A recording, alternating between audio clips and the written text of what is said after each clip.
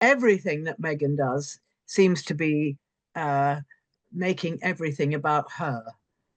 Um, and I think that's what I was saying earlier. I think that she should have, let Harry get on with it himself instead of interfering, or indeed, if she had planned it all, which, as you say, you thought she had, I mean, she should have said, well, actually has, or whatever she calls him, let me step back and you do it. And he doesn't need her because Harry's a very good public speaker. I mean, I remember years and years ago, um, I was at Windsor Castle, in some private capacity.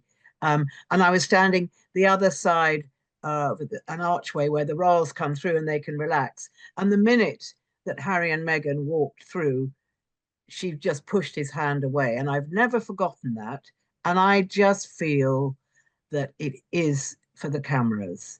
And I think it's perpetrated by her because that's not really Harry's way. It's a very actressy way of doing things, of just clinging on to the person that everyone else is interested in. I mean, I'm not blaming her. I just think that it doesn't look natural.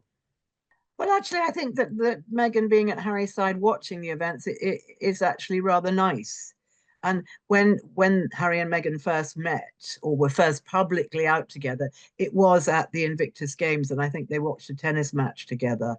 And of course, all eyes were on Meghan and what she was wearing and all that sort of thing. But I actually think it's quite supportive of her to be there in a capacity watching. What I dislike is when she tries to muscle in on the stage with him. Fine if she just sits quiet and supportively, but it is Harry's event, but also people want to see her too. So as long as she sits there quietly, which of course is not something she's very good at, I don't see any harm in that. I think it's quite supportive and nice.